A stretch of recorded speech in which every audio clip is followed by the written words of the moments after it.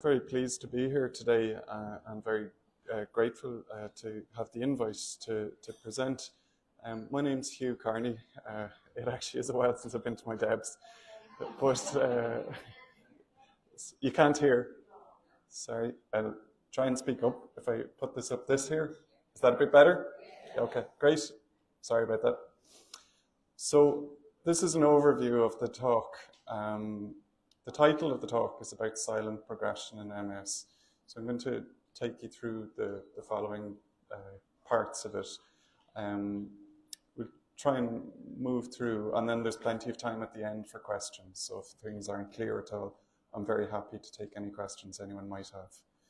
So this is kind of a new enough concept in one way. I suppose in another way, it's something we've always known about but haven't put words on. And it's really to do with the fact that some people with MS would say that, you know, they're not having definite attacks or relapses, but slowly things are slipping. And this has been given a few different names, and I suppose the words we use are very important. And some people use this term smoldering MS, and some people feel they don't quite like that term. And other people use this term progression independent of relapse activity, or PIRA is the acronym for it. And it depends, different scientists or doctors use different terms, but it amounts to the same thing. It's basically that there is this process that's ongoing, which we're going to talk about, that does result in slow, subtle changes as time goes by. And this is kind of a graph or a cartoon, I suppose, representation, where you might see that somebody has their relatively low level of physical disability. They have an attack or relapse, and that goes up. It comes down again, as you'd expect.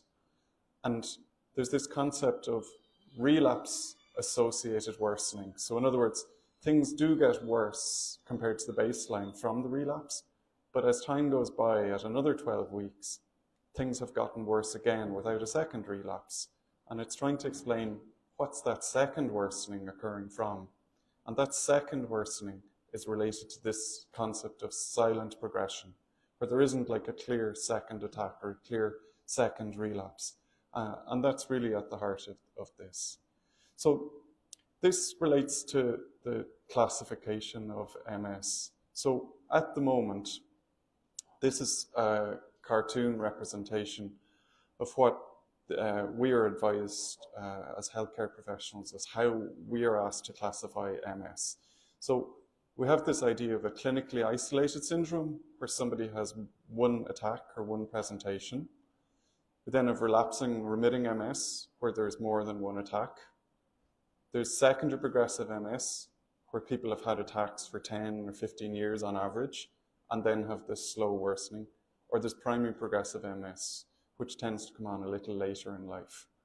And I suppose all of these concepts are a bit ingrained, but they're now being rethought and they're being reevaluated.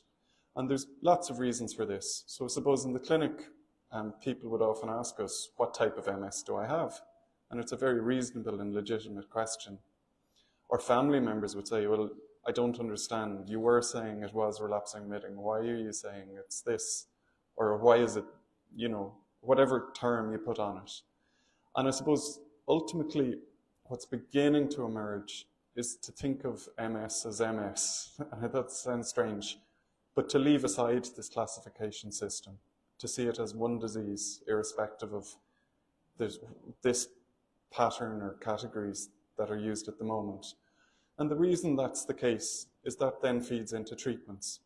So if you use this classification, it might mean that some parts of treatment aren't looked at or might be left out. So for example, with secondary progressive MS, there are jurisdictions in the world where people can be discharged from clinic with that diagnosis. And that's, you know, I'm not sure anybody could argue in favor of that. So then by having it all as the one, it means everybody continues to receive the same care. And I think that's important. So, sorry, I'm going the wrong way. So this is kind of a bit more on that. So a lot of the medicines we have relate to relapses at the moment. And now that we're of a greater level of awareness that progression can occur in between these relapses, what are therapies going to do next, or where should we look at? And this is really the question: is it all the one disease? And I believe it is. So what underlies this? Like what's sort of beneath the hood, I suppose, if you're the mechanic? And this is to show you some pathology slides. So these are what you see. The brown bit here is the myelin, and the white bit is an MS plaque. And the brown is a stain that's put on by the pathologist that shows up the myelin, and the white means that it's missing. And just at the edge, you see these kind of little spotty areas and there's kind of a clean enough demarcation between the two. And what can be done is it can be categorized. So you can look at the cells that gobble up the myelin, and they're called macrophages. And so you can study them, and they can either be fully inactive, they're not doing anything, so they've done what they were going to do and they'll do no more. Or they can be active, they can still be sort of eating up the myelin. So it's kind of like, if any of you remember the computer game Pac-Man, that's what macrophages are like. They're there nibbling away. But there can be somewhere in between the two, and this is called chronic active. And this is thought to be what's underlying this slow process, this slow burn. So they're not gone to sleep, but they're not on fire either, and it's kind of like when you have the end of a barbecue, and there's just this ember and low glow, and it's this slow burn. And this is really the pathology of this process. We know as well there are things that happen. So this was a very famous paper from a number of years ago. And this was an American scientist called Bruce Trapp. And what he showed was in the lab that if you take myelin off nerves, the nerve itself can be lost. And this changed the way people thought about this, because in the past, before that, it was always the case that everybody focused on the myelin itself, but actually the fact that the nerve can be damaged. And this feeds into, well, if the myelin is being slowly stripped, the nerve can be very slowly damaged. And that helps to inform our understanding of this. This is kind of a cartoon explanation. I suppose many of you, this is a term many of you be familiar with, but it's just to show it for anybody who hasn't. So this is what a nerve might look like as a cartoon, and it has this wrapping around it, which is kind of like the plastic on an electric wire. And if you get damage to it, the nerve fiber gets exposed. There are lots of theories as to what happens to the nerve, but one of the main sort of theories, or the prominent theory, I suppose, is there are little ion channels, and what they do is they allow the flow of electricity along the nerve, and they get redistributed. So they move up along. Normally, they're only there at the gaps. So this myelin forms sort of like little cylinders, I suppose, and in between each cylinder, there's a tiny gap, and the signal jumps between the gaps along. But if you lose the myelin, the concentration of the electricity flow at those gaps gets spread right along the nerve, and that means the nerve's metabolism, or how it uses energy, changes, and it kind of runs out of steam. And that's what's called the energy failure theory. There's different types of macrophages, and these are like the guys who are eating this. And some of them are good and some of them are bad, like lots of things in life.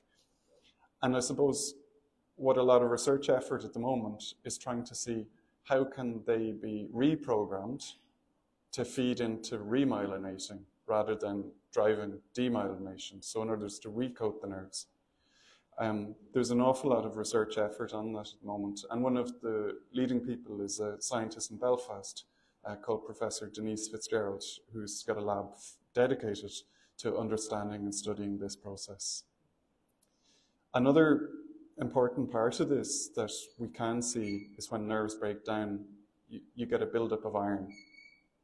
It's not that the iron itself causes the problem, but it's just that when it's released, we know we can see that. So this is an MRI scan. So this is somebody who has, on part A, has a brain that's unaffected, and in B, you can see the way there are these two darker regions here, and what that's showing up is iron. So an MRI scan involves a magnet, and because iron is magnetic itself, it can change the signal and change how it looks. There are kind of different ideas and different features that might feed into this, so it's not uniform.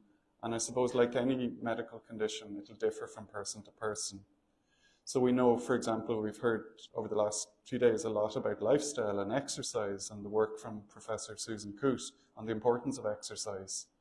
We know that how the person's immune system is made up itself, that things to do with their immune system, other factors that relate to aging, like having high blood pressure, having high cholesterol, or smoking, can all influence this process. Or if you have different medical conditions that are driving the immune system, such as infections, can feed into this. So one of the things that many of you would be aware is about the use of MRI. So MRI is very important in MS in terms of when somebody presents to the clinic, using the scan as a way of supporting the diagnosis. And then it's used for monitoring if somebody's on a treatment. But there is this idea called the MRI paradox, and I'll explain it in a moment. So what we would see is that somebody might have changes on their scan, and there's different words you can use depending on what makes most sense. So some people would describe these changes as lesions or plaques, or there's more technical terms, but ultimately they're white dots in particular locations on the scan. That's what they look like when you see the picture. And the paradox really is that whether somebody has 2 or 100, if you look at that scan, the number of those changes, there's no link to how the person is in front of you. So, and that often causes a bit of confusion. Well, why is that? And what we do know is that the lesions or the scars or whatever you would like to call them, they're really sort of reflecting a change or a process, but they're not specific for any one thing. And so there isn't a correlation between the level of problems the person's having and the number of these lesions. But what we do know is the rate of change is important. So for example, if say somebody does have 10 lesions on their first scan and they go on to a treatment and a year later they have a brain scan, if it remains at 10, then that's reassuring because there haven't been any new lesions. And that would help us to say, we think the medicine is doing what it should. But say there's 20 new lesions at a year's time, well then we'd say maybe the medicine isn't doing everything it should. So that's fine in one sense, but on the other hand, what if the scan is stable, but the person in front of you is doing a bit worse? And that's where this idea of silent progression comes in. So there's kind of the inflammation side of the disease, which is to do with the relapses and the new lesions on the scan. And most of the medicines at the moment focus on that side of the equation, whereas the other side is the slower, slow change in the disease. And that's really why sometimes there can be confusion as to, well, my scan is stable. Why am I not able to walk as far as I was a year ago? And that can be kind of challenging to explain and then for the person to, you know, to try to understand. So the kind of the breakdown is sort of, there are different ways of looking at this. I suppose one of the things is with MS, we don't have the answers to everything, and that's why research is done.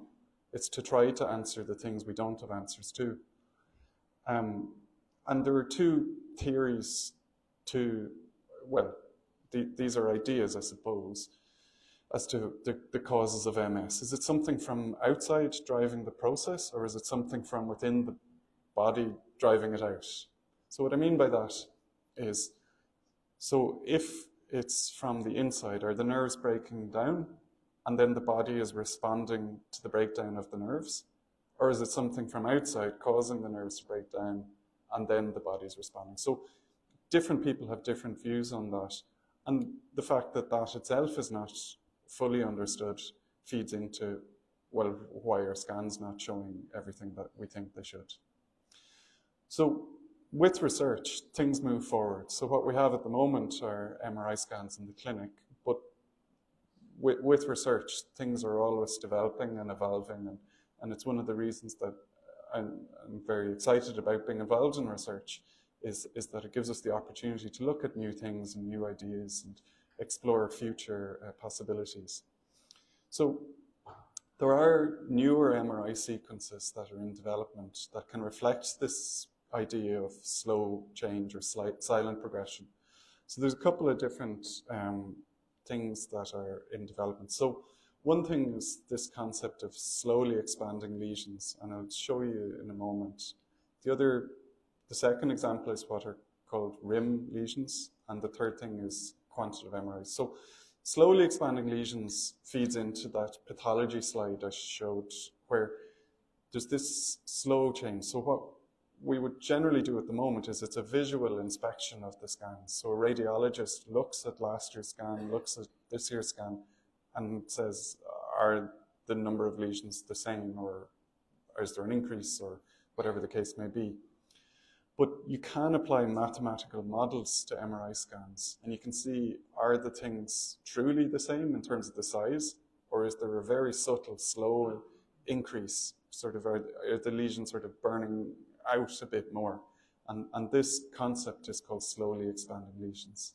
The second concept are called rim lesions, and this is where iron is picked up on the outside of the lesion, and then certain MRI scan techniques can show that.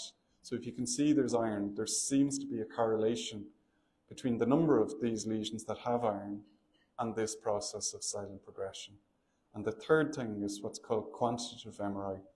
So most MRI scans give us pictures ultimately, but they can give us numbers. So they can, rather than giving us a visual, they can give us a numeric value. Now, to date, quantitative MRI has mostly remained in the realms of research, and it hasn't really found its way into clinic yet. It's been talked about a lot, but I suppose we'll see how things go. Another active area of research is PET scans, and we'll talk about that as well. So this is to give you a sense of this idea of a slowly expanding lesion. So you can see there's image A here, where there's an arrow to a lesion, and then image B is the 1 year time point. And so this blue part gives a 3D model of the lesion in A, and the yellow part shows you how it expanded over the course of a year. So if you were just purely to count the lesions, you'd say, yeah, there's the same number, there's 10, and a year later, that's stable. But if you were to measure the growth of it, it's a different story altogether, and that's the bit we're probably missing at the moment. These type of techniques are used sometimes in clinical trials, but they still haven't found their way across to the clinic. And that's, again, feeding into this paradox with MRI. It can be done in other ways, so this is just showing you another technique. So this is called lesion probability mapping. In other words, it's kind of a mathematical model that tells you the likelihood of a lesion being where it is. And you can see, as time goes by, there's no increase in the number again, but there's this slow evolution in the size on the scan as time goes by. This is to show you an example of a rim lesion. So you see this is the lesion here down at the bottom of the brain here. And if you zoom in on it, you can see there's black dots around the outside. And what those black dots represent are iron. And so with the breakdown of the substances in the brain, you get this iron. And it's just to show that it may be a possibility to pick this up. Again, it's important to emphasize that this kind of technique is still a research tool, but it's just to give you a hint towards the future as various techniques. With research, some things prove their value and some things drop out. So what I'm showing you today is a number of different techniques. to give you an overall sense of the amount of work being done in this area, but not everything will necessarily come across to the clinic. Some things will and some things won't. This is to show an example of a PET scan. So on the top of the screen here, there's a PET scan. Now it's a bit of a blur, to be honest with you. It doesn't make a pretty picture, but the picture isn't really the full story. So what a PET scan does is a person is given a dye into their vein, and the dye latches onto something in particular in the brain. So most of the PET scans follow glucose or sugar, which shows you how energy is used in your brain, and that can be done. But the dye can latch onto other things. So it can latch onto macrophages, which are these cells I was talking about. So if you can make the dye latch onto them, you can see where they're active. And so that might be very important for monitoring this process. The kind of leaders in the field in this area are based in Paris, and they've been working on this for quite some time. And they're trying to see how can they link up MRI scans with PET scans. Because if you had the two together, if you've more than one way of looking at something, it'll probably be better than sticking with the 1-2. So it's just, again, sort of things that are in evolution and will hopefully come out as time goes by. In terms of future directions, there's lots happening, I suppose, and that's the good news. One of the speakers yesterday, a physiotherapist from Plymouth, ended her talk on optimism, and I think that's important, that there is lots happening, there is lots of research being done, and that feeds into new treatments and new techniques for monitoring MS. So there are ways that, someone talked a bit about scans and scan techniques and so on there. There are other ways that we can track this process. So with wearable devices, and a talk later today is from one of my colleagues in Trinity, Dr. Guido Giunti, and he's developing an app to help to measure and help with fatigue in MS. So we're hearing a lot more things these days. You know, many of you might have a Fitbit that can track your step count or track your sleep, and people are using these, or your phone itself can track your step count. So by looking at things like this can give other measures or recordings of level of function. So for example, say somebody could walk a kilometre last year, doesn't have any attacks, but then their average walk is 500 metres the year after. It'll show a change, and you can get those values off your phone yourself and say it, you know, when you're at your clinic. And what we also need as well are ways to track cognition. So I suppose a lot of what I've mentioned so far has been to do with the physical aspects of this, but it's equally important to look at cognition, and how do we track that, and how do we see a subtle, slow change in that, with bearing in mind this process. So whilst we don't have medicines that, you know, as I mentioned at the beginning, a lot of our medicines relate to dampening down the relapses, or dampening down the attacks, or trying to suppress the new lesions in MRI. We don't, at this point in time, have medicines that directly stem off this silent progression. But what we do know from research is keeping your brain healthy does play a very important role in this. And this is kind of, you know, I suppose it's sort of hit the mainstream a bit more, the idea of brain health. And the reason people are talking about this more is it doesn't just relate to disease, it's to think of wellness. So for people who are older, trying to keep their brain well is important in terms of trying to reduce the risk of problems with memory in later life, or problems with mobility. So the healthier you can keep your brain, the less effects this process will have in relation to MS. So I know we've mentioned probably in this, for those who've seen other parts of the meeting, being physically active has been mentioned, and MS Ireland have the Move Smart campaign. There is, as you're aware, the campaign to change, to try and advocate for greater physiotherapy in the community. And we know all of that will help people to stay physically active. So where I work in St. James's Hospital, our physio, Gillian, really emphasises this. And it's the questions that are asked is, well, what exercise should I do? And the answer Gillian always would say is that it doesn't matter. It's whatever you do regularly and whatever you can achieve yourself. So, but the point is that it's regular physical activity, whether it's walking or doing yoga in a chair or whatever the person themselves is able to keep on a regular basis is so important. The other thing we're realizing more from research is the importance of connections with your family, with your friends, with your relatives. And I suppose we learned about the disconnect in the course of the pandemic when we don't have that social support and structure. So we know, again, looking at other conditions, from memory-related conditions in later life, that people who are more disconnected, the rate of memory loss increases. So memory slips if you become more isolated. So that feeds into keeping your brain healthy and looking at it the other way and saying, well, if I want to stay well, I should make the effort to contact my friends, my family, and all of that. We know as well that keeping your mind active is very important in terms of wellness and health of your brain. And it doesn't have to be trying to crack the crossword or anything above and beyond. So there are very simple things that keep your mind active. Listening to music can do it. There are very complex processes in the brain that happen when you listen to music. Listening to the radio, reading the newspaper, being engaged in a discussion, all of these things keep your mind active.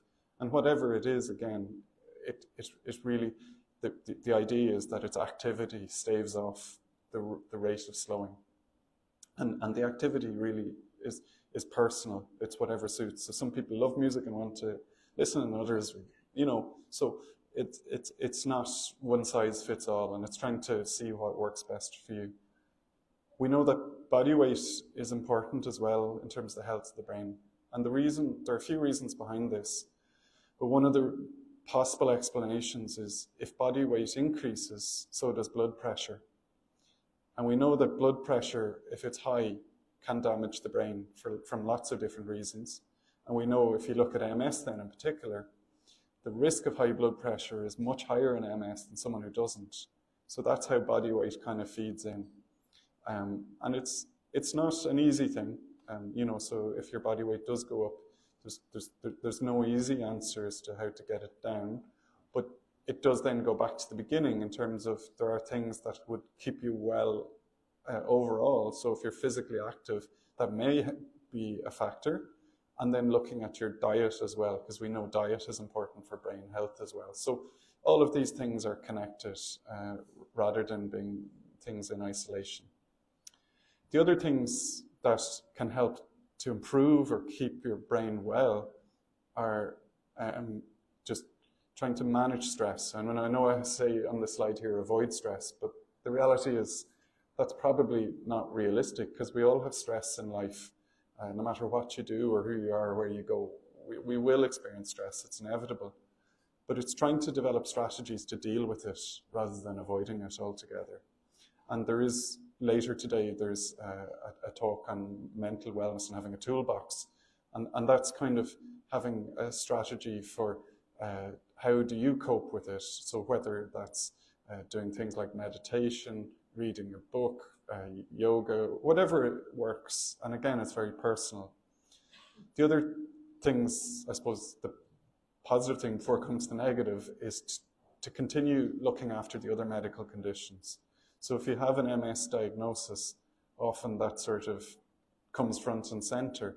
And other things maybe might drop off the radar a bit. But we would often say it's just as important as ever to continue to see your GP if you have other medical things. So for example, diabetes, high blood pressure mentioned, high cholesterol, whatever the case may be, it's so important that these other things are looked after as before. Because if they're not, if cholesterol creeps up or diabetes isn't controlled, that can feed into this silent or slow progression of the MS itself. So whilst we don't have direct, as I said, direct treatments against it, these are the many factors that can feed into slowing the process down. I suppose then there's the two things I suppose doctors always ask you about are smoking and drinks. We know that cigarettes really have a very negative effect on MS. So cigarettes speed up this silent progression. They increase the number of attacks. Cigarettes make cognition worse and faster than somebody who doesn't smoke. And then cigarettes have a range of bad effects in terms of lungs, making your breathing worse, which means you're less well able to exercise. It can affect your heart. You could talk all day about what bad it does, but the point is that if you're looking for a strategy of wellness, smoking wouldn't really fit into that. Similarly, alcohol, and it's not that we would say don't drink ever, but it's just moderation, and it's trying not to, like a lot of things in life, striking a balance, I suppose. Not too much of one thing or the other, and somewhere in the middle. So that's kind of what the evidence would suggest. I suppose we'd often hear headlines about a glass of red wine helps your heart and this kind of thing. And I suppose we don't, there's reports for and against that, but overall, the idea is that one glass is fine, but 5 glasses mightn't be so good. So it's, again, coming back to the idea of balance and moderation. In terms of what can we do at the moment, so this is kind of a slide sort of summarizing what future strategies might come in and where are things going and where are we looking at. So at the moment, a lot of the disease-modifying therapies, as I mentioned, are anti-inflammatory and really focused on this. What we're looking in the future with scientists such as Professor Denise Fitzgerald are therapies to do remyelination. So can we coat the nerves again? Then there's the idea of neuroprotection. Can we protect the nerves? And there have been a couple of trials in this already. So some trials haven't worked out and some have. So in the UK, an investigator called Professor Jeremy Chataway is currently completing a large study on the use of statins in MS. Now, we don't know whether that trial will be positive or not, but the previous phase of it did have a good result. So if that works out, that might be a part of how we protect the nerves, but we have to wait to see. The other part is trying to restore what's lost. And this is something that, isn't part of what we would say in the clinic when we're prescribing an MS medicine is really all these anti-inflammatory medicines are forward-looking. They might reduce future events or future harms, but unfortunately they don't undo what's come. And that's really why research is focused on these areas, is trying to see, well, what can be done to undo something. Then looking sort of more broadly, there are what are called anti-aging strategies, and there are lots of different things. So there are different diets that are being researched. I talked already about brain health and just wellness, I suppose. But there are other very important things like what other drugs are used that can affect cognition, certain infections, and a lot of emphasis, which seems surprising at first glance, is dental health. And that might seem odd, but there does seem to be a link between the state of your gums and the health of your brain. So as well as seeing your GP, we would also say it's equally important to see your dentist once in a while. Now, I know that might seem funny in a talk about MS, but it is part of your overall health and well-being and the wellness of your teeth and your gums. So it does there is a link between your diet and your dental health. So if you're eating a lot of sugar and drinking a lot of fizzy drinks, then your teeth probably, could take its toll on that. So by keeping your gums and your teeth well, it'll feed into influencing your diet to be more healthy and less sugar. So they're all interconnected, and it's not one thing in isolation. But there is a lot of work. And this idea of sort of anti-aging therapies is being actively researched.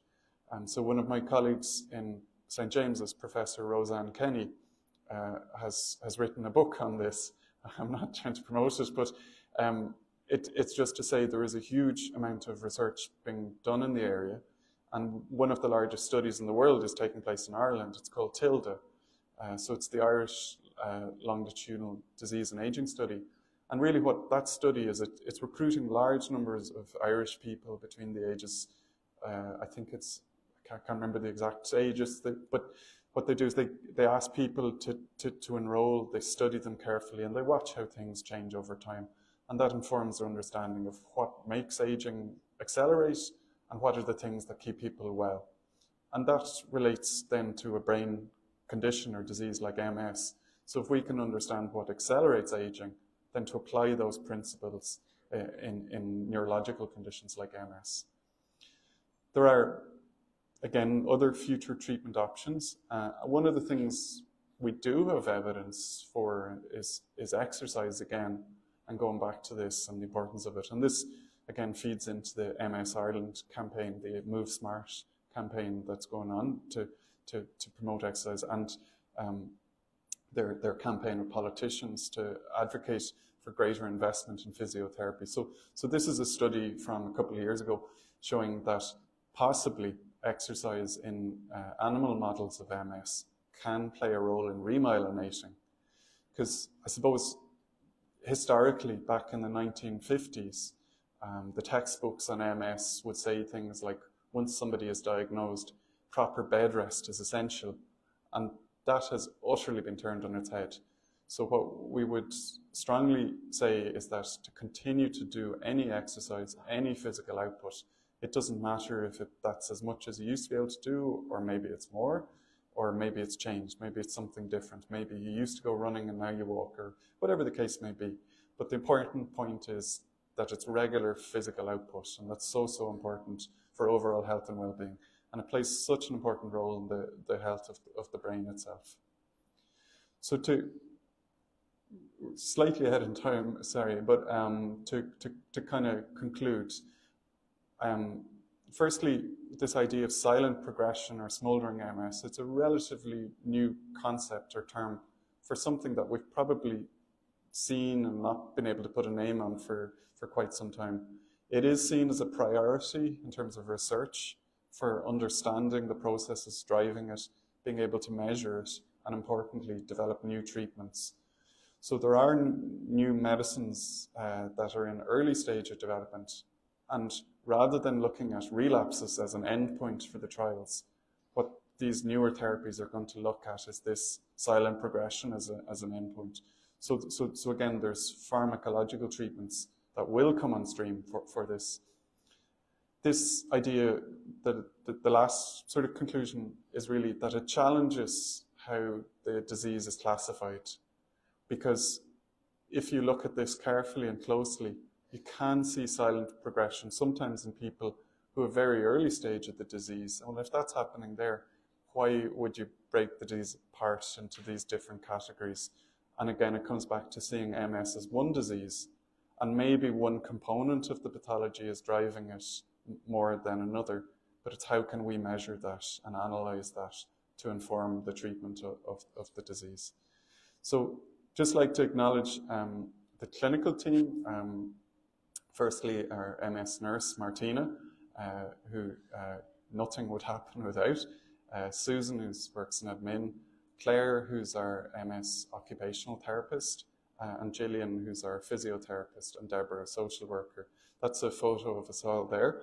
And then I'm involved in research in MS, and these are some of the people I've been collaborating with and hope to extend that in the future with future research interests. So thank you very much for your attention, and I'm delighted to take any questions.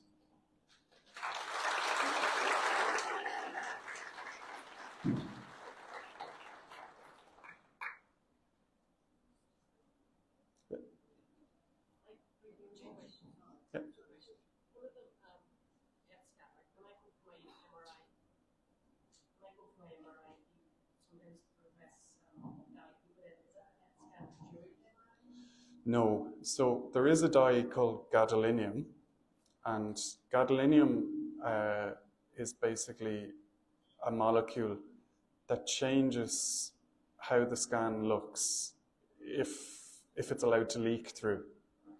So what we all have around our brain is a barrier, and the barrier is made of blood vessels. And the idea is, because the brain is such a precious organ, it's its body's way of protecting it from any normal infections getting up above. But in MS and in many other brain diseases, not just MS, that barrier can become a bit leaky. And what happens is, if a dye goes into your vein and that barrier is leaky, that'll leak up into the brain and be seen on the MRI scan. So it is one of the ways of saying if there's activity of the MS. But one of the things that is now coming to light is that we can probably get the same information sometimes without using the dye. So it's not always given in every case. Yeah.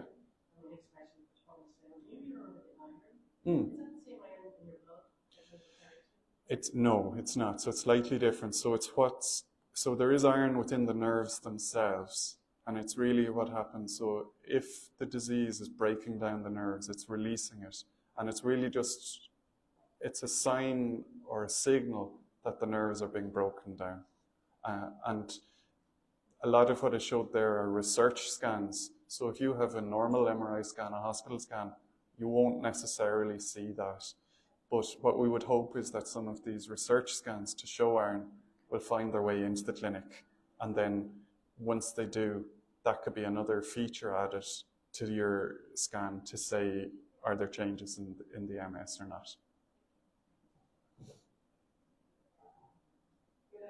I'm very interested in the whole topic of silent MS, and it occurs to me that the actual MRI scanner is going to be crucial in detecting very subtle changes in the size and number of lesions.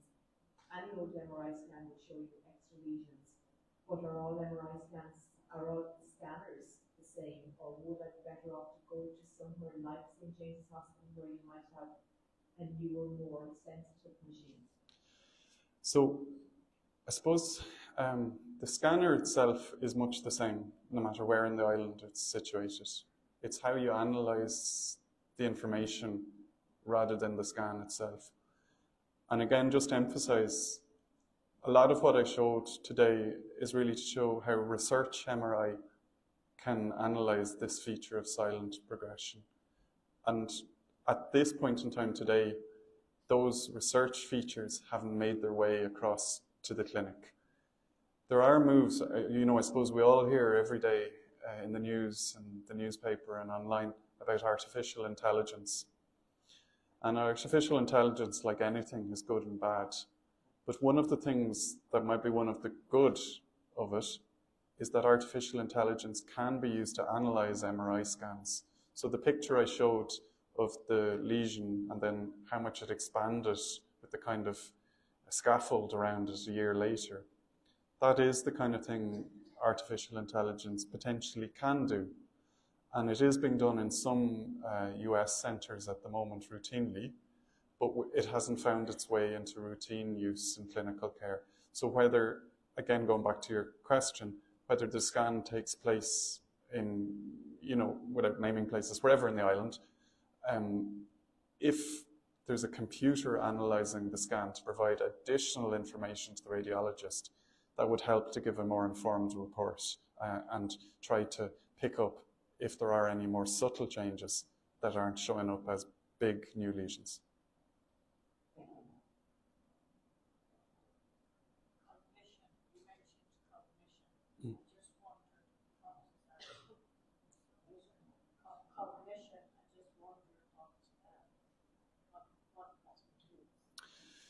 Yeah, so I suppose cognition is kind of how our brain works in terms of thinking and working things out.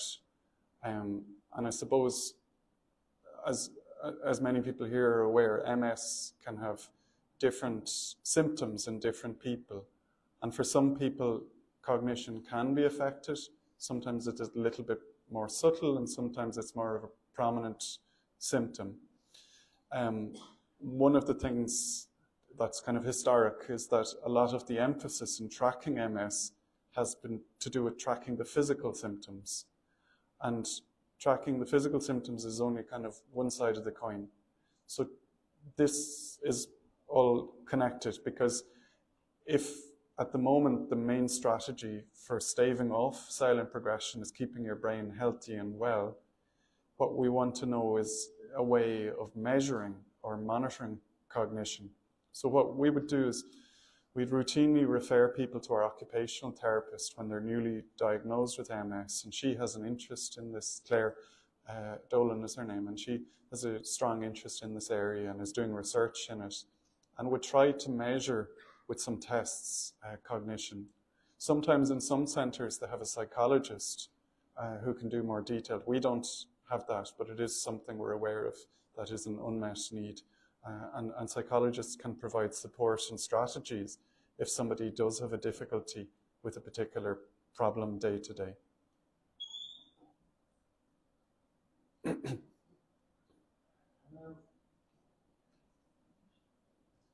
The question I have to you is, any study on the possibility of the brain redeveloping or finding new pathways to communicate with the body, as in, we'll say, for example, when we do certain physios, we improve parts of the functionality of the body. What's improved? Yeah, so I suppose you kind of, like a lot of what I discussed today, you kind of have to look back to look forwards. Historically, the idea was always that the brain is fixed, and it's, you know, like concrete, it can't be changed or moved, and it might erode, but it's not going to be added on. But that changed, and it changed a good few years ago with a study in London by an Irish psychologist. And what she did was, and many of you might be aware of this study, she tracked London taxi drivers, and any of you who've ever visited London, I know it well because I worked there myself. There's black cabs, and these fellas, they don't use GPS or Google. They have to have a map of London in their head. And to be a black cab driver, you need to pass the test called the knowledge. And the knowledge is where you're sitting in a room and the examiner says, you're on Piccadilly Circus, tell me how to get to Buckingham Palace. And I want you to tell me street by street, row by row, what am I passing, what am I seeing? And the driver is able to do this from memory. So what the psychologist did was she measured a part of the brain called the hippocampus, which is an important structure in laying down new memories. And she measured how big it was before they started this training, and then she measured how big it was after they started doing this training. And what she showed was that it grew, and it grew in size, it got bigger. And that's something that had never been seen before. So then that feeds into lots of thought processes for the future. So if somebody has an injury or a disease affecting their brain, rather than accepting that this is how it is and we can't change this, things like physiotherapy and occupational therapy and input and new signals from using different pathways, exactly as you said yourself, can change the brain. And the idea has been coined, it's called neuroplasticity. In other words, the brain can sort of find its way around a problem. Now, that's kind of one part of it. And again, it comes back to something I mentioned in terms of there may be medicines or pharmacology that can add or assist to that process. So at the moment, it's mostly physical-based therapies, but there may be in the future medicines to further enhance it, and we're hopeful about that.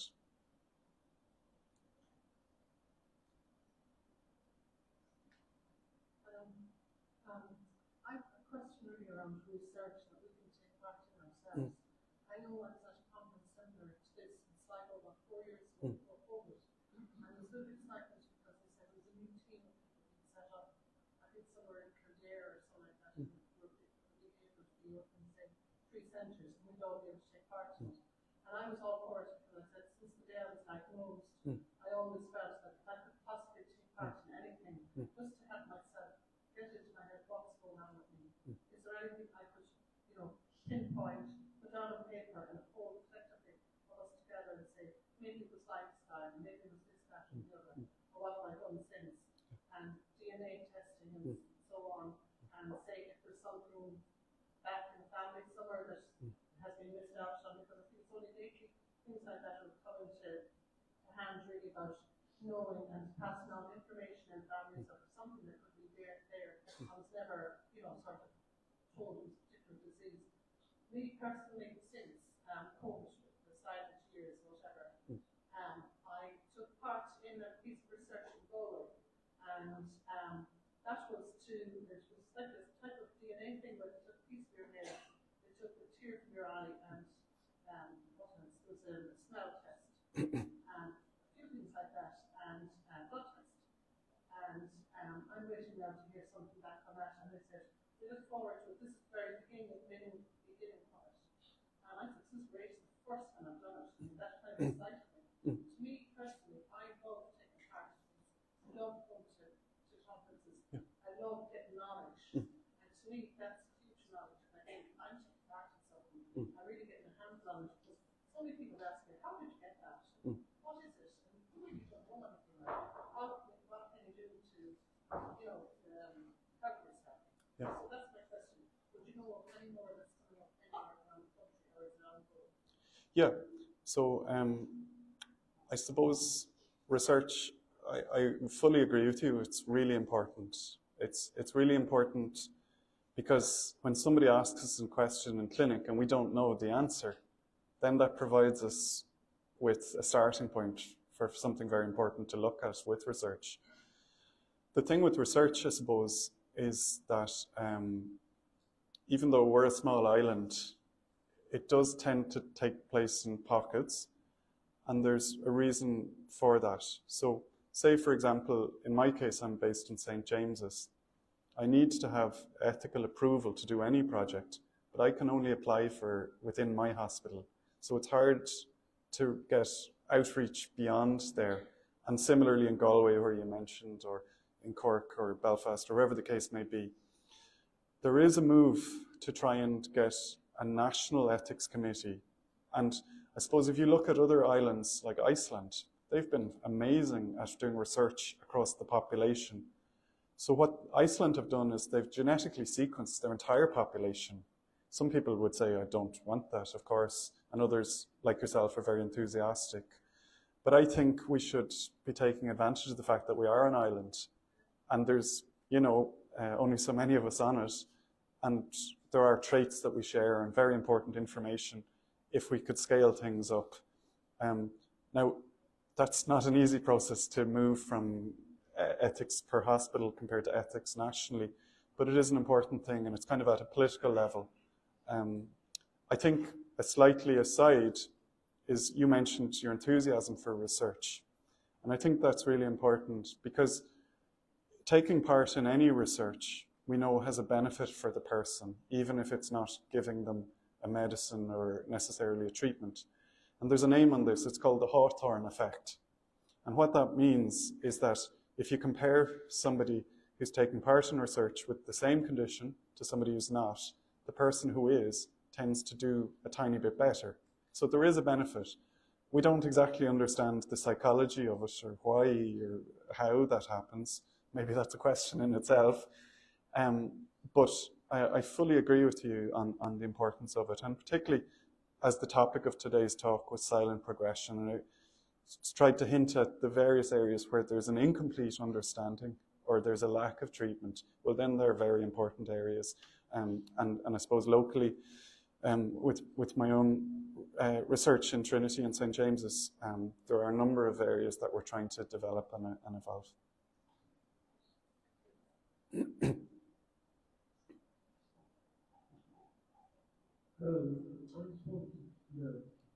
I have that seven MRI scans so far. And the most recent one, they talked about the brain and also the spine. So that being an annihilation happen on the spine as well as the brain. Yes is the answer. So I suppose it goes back to the beginning again.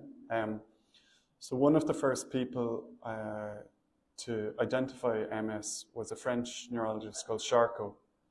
And he had a housekeeper and she began to have problems with neurological function.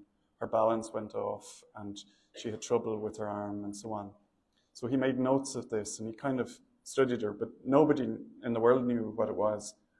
And he did a post-mortem, and he showed on the post-mortem that were scars on her brain where myelin was lost, and he showed that there were scars on the spinal cord. And that's where the term in French, to forgive my French, it's desperate, sclerose en plaque is how he called it, and it still calls that in France today.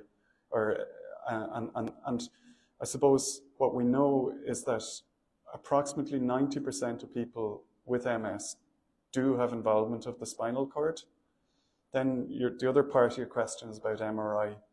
So we would often do an MRI of the spinal cord at the first presentation, but there are international guidelines. So there's an expert group of people who study MRI full-time in MS in Europe called Magnums. That's the consortium name. And there's an equivalent group in North America. And for years and years, these were working in isolation. And 2 years, or about a year and a half ago, they came together. And they made a position paper. And the position paper was, how should we use MRI in the clinic? And what they said was, for people with a new diagnosis of MS, you should scan all the brain, and they give the technical information on what pictures and so on. And they say you should scan the spine for them. But then at the yearly follow-up, what they say is to focus on the brain. And sometimes that can cause confusion, and practices still differ, and not everybody would necessarily follow with that. I think it's an important paper, and I would accept the findings, but of course people have different views. And that's kind of where MRI can feed into understanding the spinal cord. In your research, have you ever come across the drug DPS taken by mothers of people, daughters, who go on to develop gynecological cancers and autoimmune diseases? So my mother took, she's given it, it was supposed to help retain pregnancy, and apparently it did not do that, research showed, but there is a legacy in this country of people who were born to mothers who took particular. And in my case, there is no family history of much autoimmune disease, but I was diagnosed with ulcerative colitis. I have an ostomy now, and pyodermic gangrenosum, MS, and a slew of autoimmune diseases. So have you ever heard of this yourself in your research? It's not something I'm familiar with myself, but I suppose looking at the bigger picture, there are increasing numbers of research groups looking at pregnancy, looking at hormones, looking at breastfeeding, and now importantly looking at menopause. So there is an increase in understanding of this, and internationally there are neurologists who are subspecializing in women's health in MS. And I suppose with that move and that greater emphasis and appreciating that internationally MS affects women much more frequently than men, then things like hormones or pregnancy or medications used in pregnancy may well be of importance, but we don't have all the answers about that at this point in time.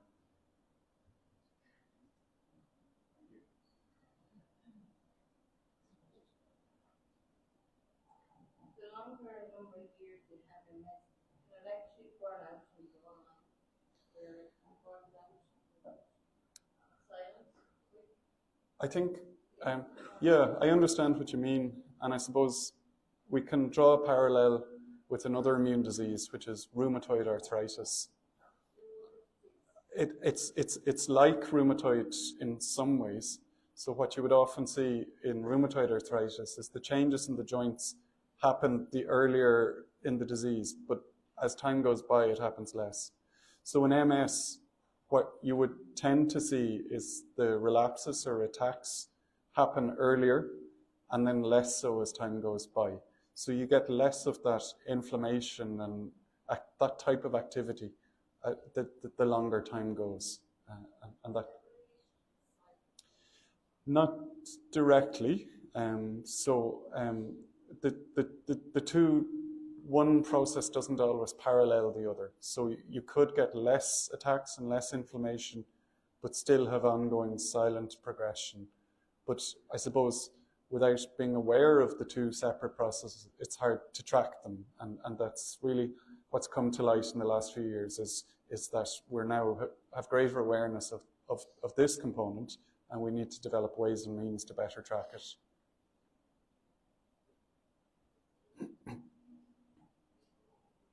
Apologies, I was a little late for my question. So I think the mention of sinusitis would come in your mind in regards to silent MS. I just wanted to know what the link was or what would be. So, where that came from, sorry. yeah, sure. So it was from a research group in London, a neurologist called Gavin Giovannoni, who's researched the relationship between recurrent infections and changes in MS. It's not something, it's kind of an idea or a theory at the moment, so it's not definite. I suppose one of the kind of difficulties that can arise is sometimes some of the medicines we use to dampen the immune system can cause sinusitis, and yet we're saying, on the other hand, could sinusitis be linked to the change? So I suppose, like a lot of things in life, there's a balance between trying to,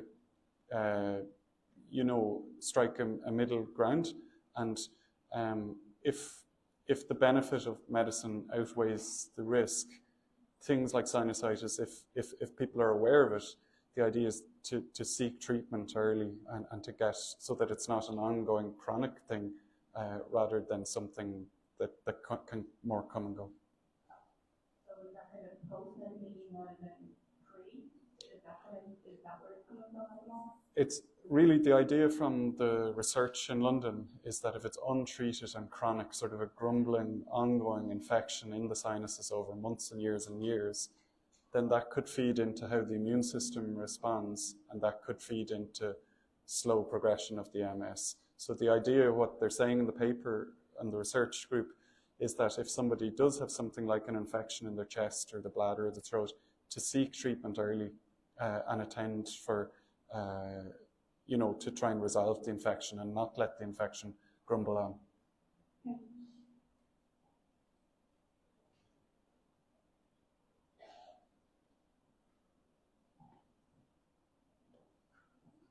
Hi, I'm just wondering about the brain health and the microbiome. Is it something that is still being looked at, or something you would hold any kind of weight with, that the microbiome in our gut is something that's causing the inflammation and causing the problem? Yeah, I think it's a really important question. One of the leaders in the field is a Cork man, John Crine, based in UCC, and his group are one of the world leaders in the microbiome. What's been shown to date is that there are particular bacteria within the gut. One of them is called Mucinophilia ackermansia. It's a bit of a mouthful. But the group had showed that possibly there's a link between the amount of that in the gut and the amount of inflammation in the brain. There's no doubt that there's a link between the two, and the link is called the vagus nerve. So the vagus nerve comes down from the very bottom of the brain, and it winds around the gut and it controls the gut function. So the idea is that that provides crosstalk between the gut and the brain. We know that certain foods can make signals, so what are called neurotransmitters. So we know for quite some time, like some people might get flushing or things after cheese, or turkey can make you feel sleepy, all these kind of things. So that kind of shows you that there's no doubt that the brain interacts with the gut and vice versa. So for example, if you feel very nervous or anxious, you might feel crampy in the tummy or something like that. So there's clearly a connection between the two. What we don't know, and this is the important thing, is we don't know what would be the best diet for terms of, we don't have an evidence base to say this diet is better than that diet, or this food is better than that food. So our best advice based on scientific evidence at the moment is to have a balanced diet and try to, where possible, reduce high sugar foods, bearing in mind the link with dental health and overall health and well-being. And that's as much as we kind of have an evidence base for. But like I mentioned a few times, research is ongoing in this area, and people are looking at things like probiotics and many other areas and ways of manipulating the gut and seeing if you make the gut bacteria healthier, would that make the brain healthier? And that's a really important topic for the future, for sure. So you would recommend taking a probiotic at the moment for your But it's, you know, I suppose personally, I don't think there's anything wrong with it at all. But on the other hand, as a scientist, we don't have evidence for it. So we don't have scientific evidence to say it's good or bad. All we can say is we don't know and have to be honest about that. When the sports science is not really supplements.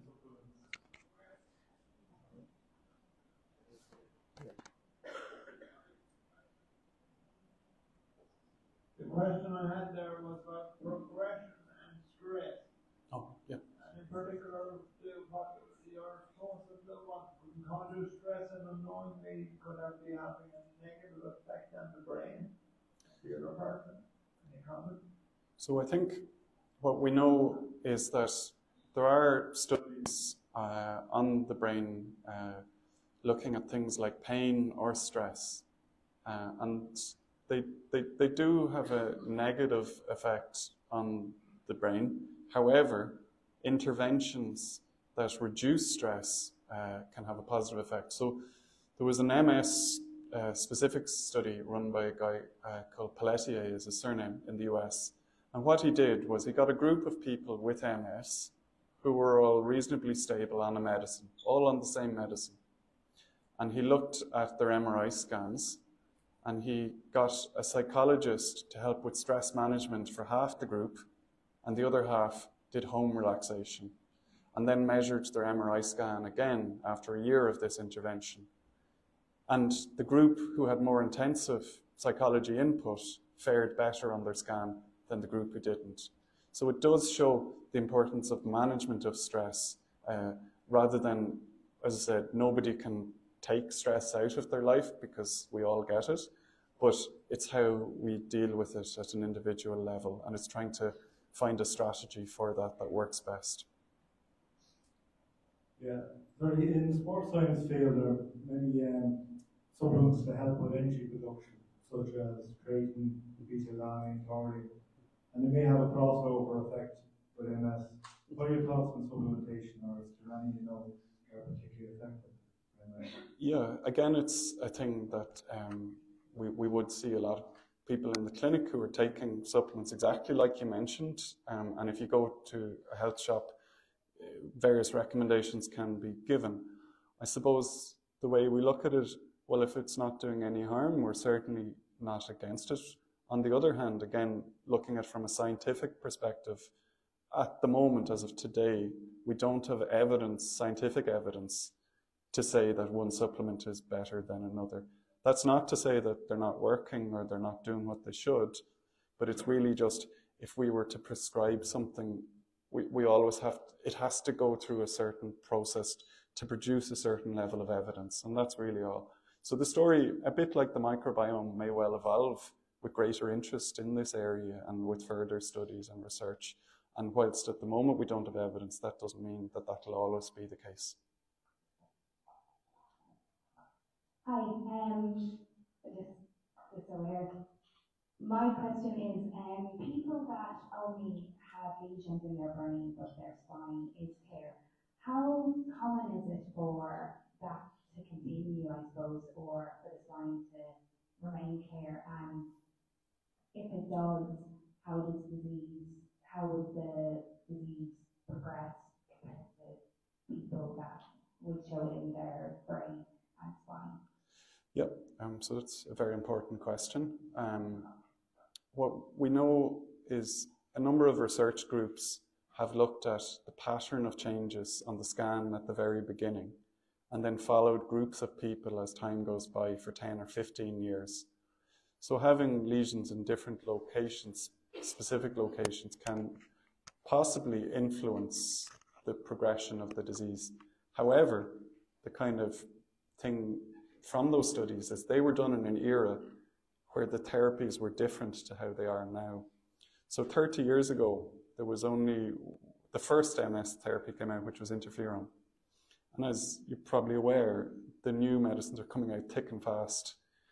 And whether those findings still hold true nowadays with newer and more advanced treatments isn't known.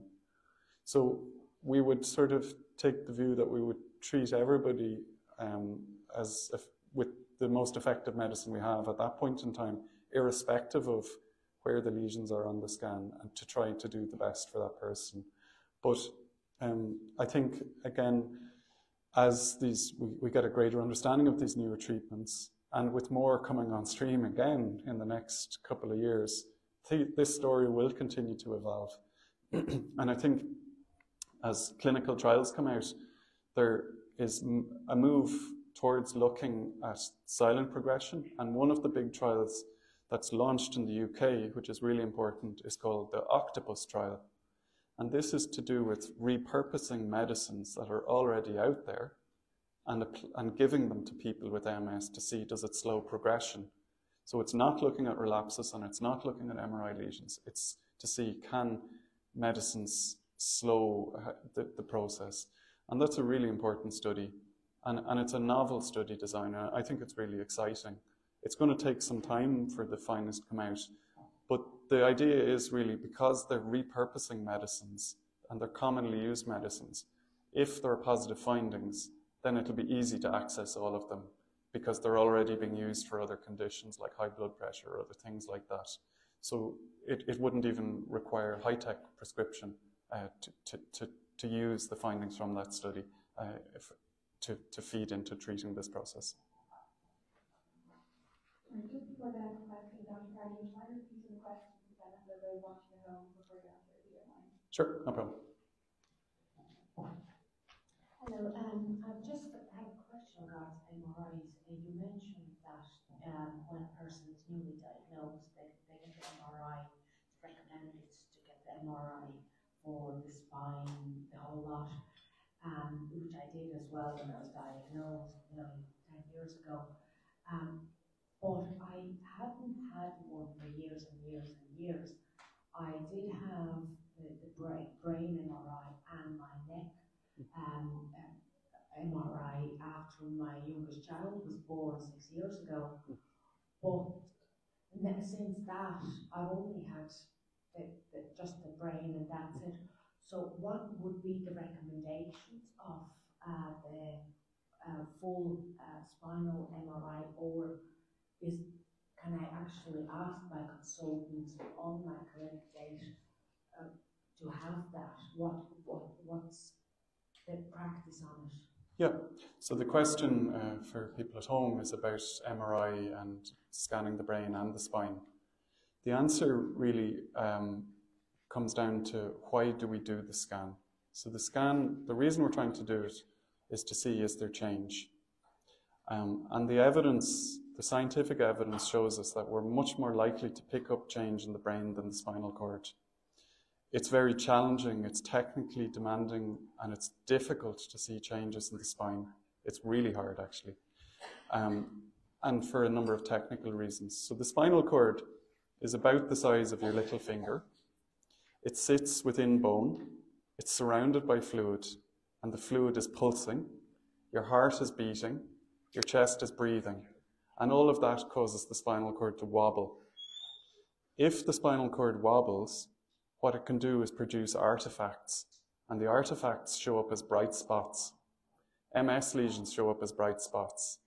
So if you see a bright spot on a spinal cord scan that's a repeat, the first question is this artifact, or is this a new MS change? Whereas if you look at the brain, and the brain only, the brain doesn't move. Well, it shouldn't.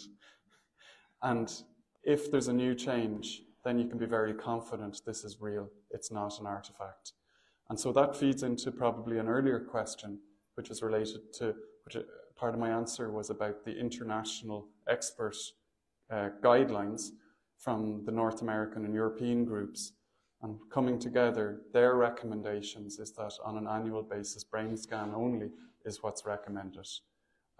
Now, with guidelines, they are just that. They are guidelines, and there are individual factors and different physicians or clinicians might have different feelings or views on this guidance. So it's not universal, and it's really using the best available scientific evidence feeds into those guidelines. But centre to centre, person to person, things, of course, can be different.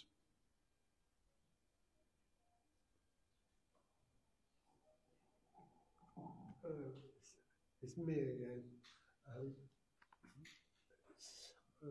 10 years ago or something, I learned something that I'm surprised everybody didn't know earlier on, and that is that there is grey matter around the heart. I'm intrigued to know whether that's an area that can be affected by MS. I mean, it's grey matter, so it's brain material. So, what are your views on that?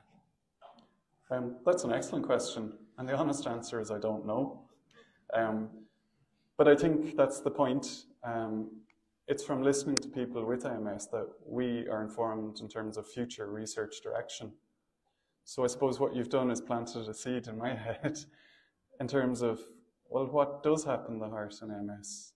And I don't know, and I'm not aware if it has been looked at or not. It's really important because we know that, as I mentioned, high blood pressure can feature in MS, and people with MS can be more prone to heart disease generally. So that does beg the question, how does MS directly affect the heart? And absolutely, that would be a really important question to look at in detail. So thank you. Talking about blood pressure, I've been diagnosed with dysautonomia. My blood pressure systolic goes up to 190 when I'm lying down, and can drop right down to 75 when I stand up and move. So I'm not coming appointment with a cardiologist. And speaking of heart, I had a echo, and it has shown some changes in about hypertensive cardiomyopathy. And the thing is, the GP cannot give me high blood pressure medicine because I'll only pass out the minute I go to stand up. So it's a really tricky one. I'm sure my excellent cardiologist will sort it for me and help me out. But it is something that may be connected with the MS. Also, I did get a Takotsubo cardiomyopathy attack once, and I'm very prone to atrial fibrillation. So, have you heard yourself of people getting Takotsubo with MS? So the question relates to dysautonomia, or dysregulation of the heart rate and the blood pressure, and whether that's linked to MS. So there are previous studies showing that heart beats, so the rhythm of the heart, can be slightly different in MS to those who don't. We know from large-scale studies in the UK that high blood pressure is more likely to happen in MS. And then the other component to the question was about a particular structural change called Takotsubo. What that is, it's a Japanese jar used to catch octopuses. And under extreme stress, the body's heart can reconfigure to look like this Japanese octopus jar. And it just shows that there's been a big physiological stress on the body. It's not something I've seen myself in MS, but from your question, you mentioned you're linked in with a cardiologist, and I suppose that's what we would do, is seek guidance from the experts in the field if something like that were to come up. We're just coming to the end of the session, so we're just going to have time for one more question. Is there any research to show the correlation between age and progression in MS? So does it positively or negatively impact you the younger or older you're diagnosed? So the age of diagnosis doesn't seem to.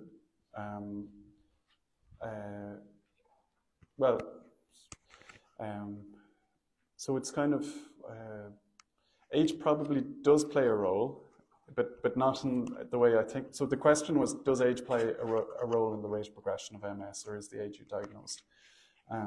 So if you're diagnosed at a young age, it tends to give a good prognosis. Being diagnosed at a later stage in life, the thought or the idea is that there might be a little bit less reserve, because with aging, we all, whether we like it or not, do lose some of our brain with time. That is inevitable. So if you have a disease that affects you after the onset of aging and you've already lost some of that capacity, the disease might take more of a toll. So then that feeds back into wellness and brain health. What are the things you can do to limit the aging component to try to keep your brain as well and as healthy as possible? And they're the things that all of us, irrespective of MS or not, or any other medical conditions, exercise and staying connected, keeping in touch with your friends and your family, keeping your brain active, staying in education if that's the case, avoiding smoking, all these things are so, so important. And what we're really learning from the TILDA study, which is the big Irish study on aging, is that these are very much modifiable, and it's not fixed, it's not set in stone, because if you might look at an older relative and say they went in this particular direction, it would have been at a stage in time where this amount of knowledge was not available, and these modifiable risk factors mightn't have been thought about. So a simple example would be alcohol, where 20, 25 years ago, there weren't really any guidelines on how much we should drink, whereas now we know how many units are safe per week. And something like that, it seems simple, but it does have sometimes simple things have a big effect. And these things are longer term, you know. So it's sometimes hard to think of, well, if you're whatever age, what will I be like when I'm 60, when I'm 70, when I'm 80, when I'm 90? And it's trying to do things that become ingrained as patterns of behavior that will always stay with you, so will always give you the best chance of keeping your brain healthy and well.